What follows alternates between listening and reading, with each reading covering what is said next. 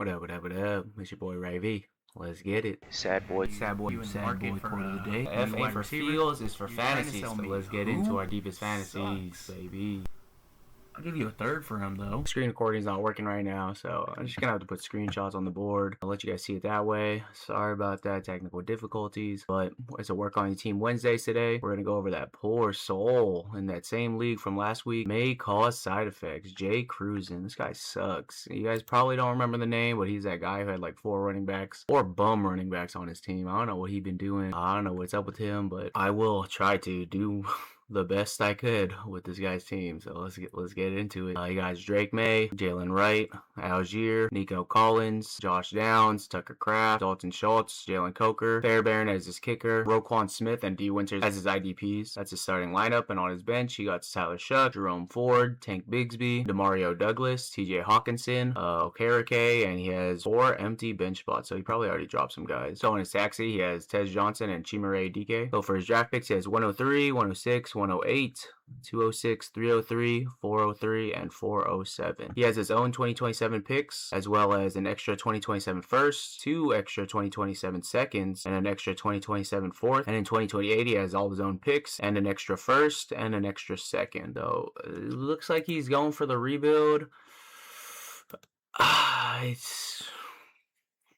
It's ugly. It's ugly right now. It's pretty disgusting. All right, so with his picks, let's try to see the top of my head where we can go. If he sticks and picks everywhere, 103, Jordan Tyson probably. Pretty sure Carnell Tate will go 102, 106. If Jadarian Price falls to him, that's great. If not, it's going to be Casey Concepcion. This is just off the top of my head. This is not pretending like I know what the league's going to do. I'm not doing all that right now. 108, it's going to be Kenyon Sadiq, Omar Cooper Jr., Eli Stowers, whichever one is left. Kind of gross 2. And then his next pick is the 206, which would be something gross. He could probably just start taking shots at running backs at that point, package up some stuff. Maybe get Mike Washington. Jonah Coleman's not going to be there. Doubt Nick Singleton's going to be there. Might get Emmett Johnson right there. Damon Claiborne, probably a little early. Might reach on Katron Allen or Mike Washington there probably. But that's it for his second round. He has his 303. 303, you're just taking shots there. So maybe Damon Claiborne if he reaches there. If you really need to get all the running backs. But at that point, I'm just taking whatever value I can get. Zachariah Branch is there, Ted Hurst, Elijah Surratt. If they fall that far, this league's kind of weird. Sometimes weird things be happening in this league. So I don't know. Probably what he should do. That's probably what I would do. I mean, if I were to stick and pick, that's what I'm doing. I'm just taking all my shots, just trying to take high value and, just trade during the season, play the Dynasty market that way. You could totally just try to trade up, 108, 106, pair that up to go 104, something like that. I wouldn't be mad at giving the 103 and 108, try to go get 101, get Jeremiah Love that way. Obviously, maybe not obviously, but his team, I mean, he could compete if he gets 1 running back, honestly. He does just need 1 running back to hard carry him, and he still got Nico Collins, he has Coker, Josh Downs, Tucker Kraft, who's on his bench. That's pretty much it. TJ Hawkinson should be better this year, but I don't know if he's gonna be a flex. Maybe probably he could probably throw him in the flex every now and then. But like I was saying in the last video, there is a lot of guys on the waivers. There's Keaton Mitchell, LaQuinn Allen, Justice Hill, Chris Brooks, Hugh Mercado, Marshawn Lloyd's on here, Trevor Etienne, here he's going to get some workload, Singletary, and then wide receivers, put everything into Parker Washington, man. Gotta put 100 on Parker Washington and hope you get him. That's a great wide receiver right there. I don't know who dropped him last, who was holding him. Let me see if I can see the history on this.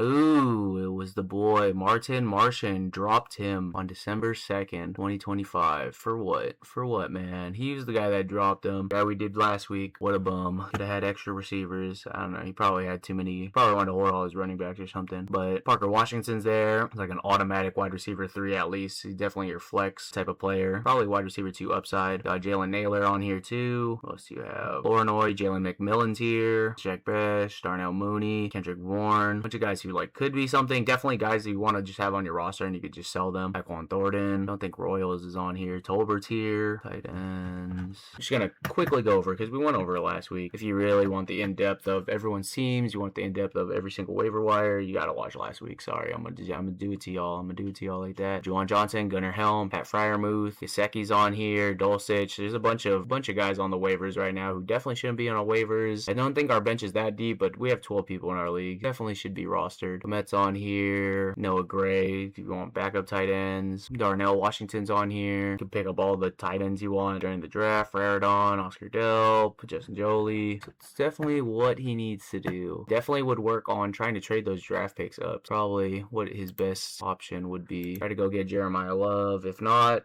maybe trade back and get Jonah Coleman. Try to insure him like at the 110, 112-ish. Or just pick him at 108, man. Who cares? Pick your guy. Go get your guy. Also, our league is drafting in 64 days, August 7th. I just put that as a, temporary time slot because these guys like to draft a little closer to the season. So I'm not going to force them to draft super early just because I want to draft super early. Guess we'll just get into the thick of it. We'll look at trades. Like I said, if you guys want to look at everybody's team in here, you got to go back to that video, especially with today's technical difficulties. I'm definitely not going to screenshot everything and throw them on the board like that, but I will try to make trades for him. Alright, so I did some more trades, put the screenshots on the board. Jay Cruzen sends away 106, 108, and $1 fab to me, and he gets a Breece Hall and Jonathan Brooks back. Thought this was a pretty good trade for both teams. The guy he's trading with, he still has Ashton Genty, he has McCaffrey still, and he still has Scatabo, and with the 106, 108, he could definitely, do his own thing. He could trade back and still pick up Jonah Coleman. He could just take Jonah Coleman at 108. 106, he might get Jadarian Price anyway. This team is like totally like it could, it's a tweener team. It's like, he has McCaffrey, he has Genty. Does he want to compete? Does he want to rebuild? So I don't really know what's up with this guy. I don't really know what Nati wants to do specifically. So I was just throwing some options out there for him. He has his own 111, 211, 307. So even 111, maybe he can just get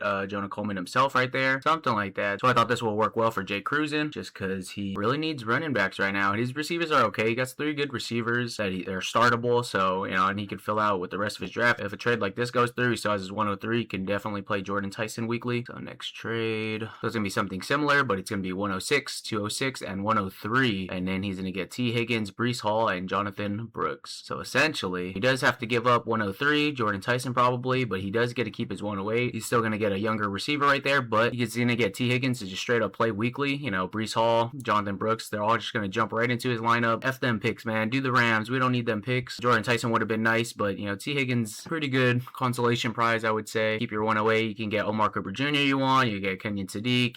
There's value in those guys right there still. You could always swap this 106 and 108, get Casey Concepcion, get Jadarian Price right here. Whatever you want. This is just supposed to be the foundation of the deal. Something like that could really work for him too. His team's pretty good. He has Drake Maye, like we were talking about yesterday. QB2 overall in Dynasty. You should just go compete, man. Go compete. He could totally go tank and everything. I talked about his picks earlier, his feature picks. Just giving him options out here to compete, to get running backs back. If he really wants to tear it down, I don't think I did any tear down trades for him because it's already ripped to the studs. Like, you can get rid of Jalen Coker, I guess. You can get rid of Nico Collins, but you really gonna do all that? It's already pretty barren as it is. So next trade is gonna be with Potato Tom. Jay Cruzen sends away 108, 206, 2027 second. He's gonna get controversial Josh Jacobs, Michael Pittman, Tank Dell, and the 110. So he's gonna be trading back a little bit. Now, there's a lot of junk going on in this trade, but essentially he's moving back from the 108 to 110, and he's throwing 2 seconds in on top of that. That gives Potato Tom, gets him into the range if he wants to get Sadiq, Omar Cooper Jr., all that, guys who are not going to be available at the 110. That gives Jay Cruzen the ability to take Jonah Coleman right there at the 110 if that's what he wants. If he wants another running back, Josh Jacobs could be 100, could be 0, real quick, no in between really. Michael Pittman got that stank on him, but like I've been saying in my other videos, great buy low. I'm seeing that he's getting some work in, and maybe he is that third receiver on the field. Maybe it is Nico Collins, Tank Dell, and Jaden Higgins, and no Jalen Noel. Or maybe Tank Dell knocks Jaden Higgins off the field or knocks him into the slot role since Tank Dell likes to play the outside. I really don't know. I don't know what they're going to do over there. It's just a great depth piece for your wide receiver core. And this guy, Potato Tom, just has way too many receivers. I think he had like 10 receivers. So that's why just throw them in there, see what happens, see what they do. This is just the structure of the deal. Let these guys work out the kinks themselves. Y'all do the work. Next trade is going to be Jay Cruzen right here with T. So Jay Cruzen sends over Tyler Shuck, 106, 108, and he gets back James Cook and the 104. So, I was messing with trades like just 106, 108, just get James Cook. So this T guy, he only got Jalen Hurts and Mac Jones as his quarterbacks. Yeah, we saw on the waiver wire, there was like Malik Willis. I forget who else was there, but there's a few guys on there. But Tyler Shuck is pretty nice. And I don't know, little birdies are telling me that Jalen Hurts might be a dark horse benching candidate this season.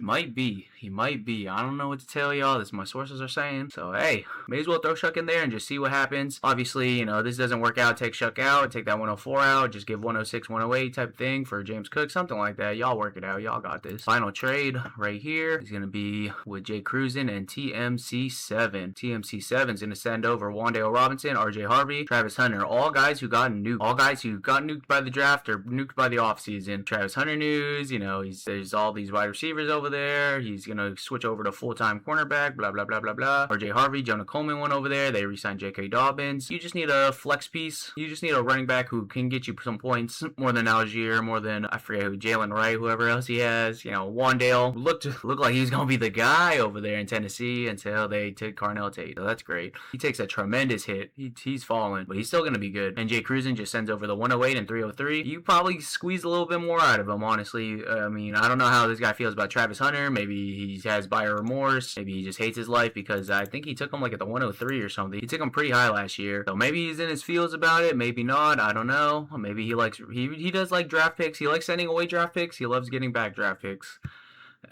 Just... Yeah, you work with what you got, man. It helps to know the people in your league. So maybe he'll see this one. He'll see the one in front of the pick. See it's a 2026 first. Hey, he'll love it. I don't know. Maybe. Hopefully he does. Those are all the trades I sent out. Could look at his team one more time. Just to give my final notes on it. I mean, you still have Tucker Kraft. So if he wants to like totally blow it up, you know, he could send away Drake Maye for a package. It's cool. I'd rather just keep Drake Maye, send out Shuck, and just grab another quarterback off the waivers. Maybe send Algier to the 101 guy who's going to take Jeremiah Love. You can get rid of Nico Collins. You can get someone younger. Get someone like T-Mac or something. You get T-Mac. You can get Luther Burden, Roma Dunze. You can get any of these younger type of receivers. Get your age back and get a little something on top. Josh Downs is a hot commodity. I'm not sure if he'll be a hot commodity in this league, but he's going around like the end of the first, so like 112-ish area. If you really want to get rid of him, you could just get up a 112 probably straight up. Get a younger receiver. Get a younger running back. Maybe you could package him up and get a 2027 first. Tucker Kraft. I don't think he's going to be good this year. I do not think he's going to be good. Can he stay at tight end 4 overall or whatever he's at? He probably could, but you know, I'm a big believer. ACL guy myself. I'll keep saying it to y'all. That first year, you know, you're just trying to feel yourself again. So I don't think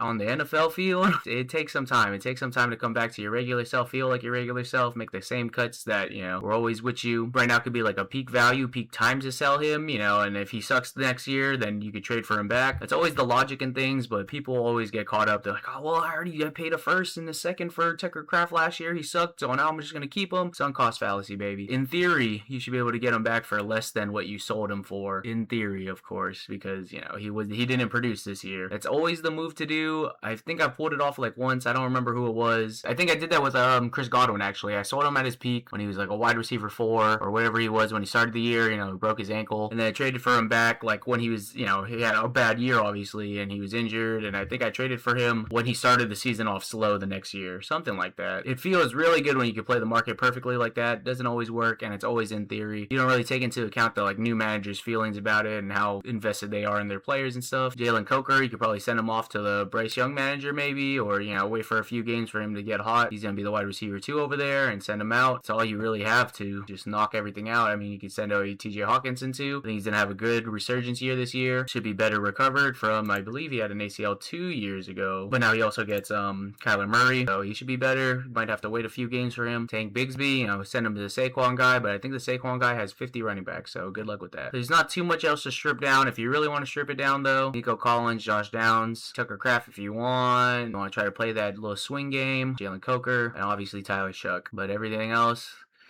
that's a yikes from me. I feel like even any of those trades, like, you know, you just need, even if you just get one running back and you can get hard carried by one running back, you got Nico Collins, you got Josh Downs, Tucker Kraft, you know, get one of those other receivers if you end up with like T. Higgins right there, or if you just stick and pick, if you're able to keep your 103 and you could just get Jordan Tyson, just throw him straight up into your lineup. You could definitely fill your roster out with 106, 108, maybe Omar Cooper Jr. will be nice, at 108, Casey Concepcion, Jadarian Price, whichever one falls there. Maybe you can hit on a receiver at 206 or just straight up grab Emmett Johnson or something. Any of those things could work. You have an absurd amount of draft picks. People love trading away everything, trying to get all their draft picks, and then you got 10 draft picks. You got no bench slots, you got no taxi slots, so you got to look ahead on that a little bit, especially this next coming year. I mean, you have what, 2, 3, 4, 5, 6, 7 picks right here. I mean, technically you have enough room, you'll be fine. But next year you have 1, 2, 3, 4, 5, 6, 7, 8. You have 8. So if you really suck at your draft picks and these guys are all cuts, you know, that's an easy 8 for you. But if these guys mostly hit, that's going to be tough for you to squeeze these guys onto your roster. People are going to squeeze you knowing that you need to get rid of players just to roster them. I would know. It happened to me. I don't think this is, I don't think you have to take a whole another year to rebuild. I mean, you really could if you wanted to. You got your own first. So if you just really want to suck, you have your own first. You know, you could get Jeremiah Smith, but you got 103 this last year, and it looked like you were trying to suck. So I don't know how much that'll help you. I don't think you'll be able to get him with Nico Collins on your team. I think Nico Collins will push you up a little too hard. Same with Drake Maye to land you that 101 spot. But you got like the bones of the team down. I think you could do something if you want. If any of those trades go through by the time I'm editing this, for sure add it in. Hey, I was just working out and watching Love Island. Shout out Anaya. We love volleyball girls around here. Shout out Trinity. She a baddie in F Ace Hardware. I don't even know if she was really working at Ace, but she's 22 years old and she left her hardware store job to come find love on the island. That's what's up. And Bae, she's a strong personality and a Paralympic athlete. She got some bronze medal with her. That's what's up, you with G. And Kenzie, bro, she's cracked out crazy. She's like Kayla, Amaya, and Hannah bundled all into one girl. That is wild, man. She's gonna be great drama for the show. But anyway, this trade just went through between Nitty and Jay Cruzen. It was the 106, 108, and 303 for Breece Hall and Cam Scatterbo. Jay Cruzen did not want Brooks. Damn, man, hates ACL bros. That's crazy. He wanted Scat instead and had to add a little extra on top. But hey, it went through. You do you. Me?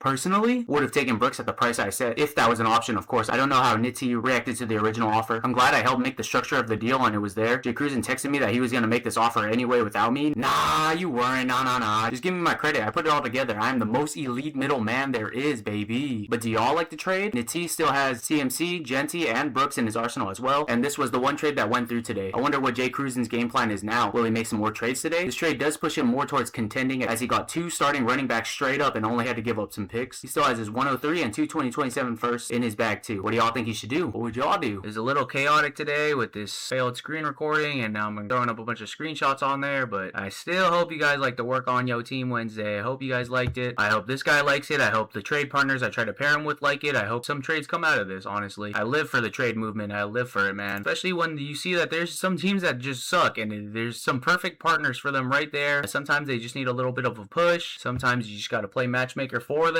It is what it is. All these moves that we're trying to make. Never forget your daily dose of send that trade. Send it. That's it for today, though. Don't forget to like, comment, and subscribe. And remember, rebuilds fade, dynasties reign. Call me a lover boy, simp. Libra, it's more than love sick. I got a fever, feelings overloading. Not to be a diva, standing 10 toes down. I'm not gonna leave you.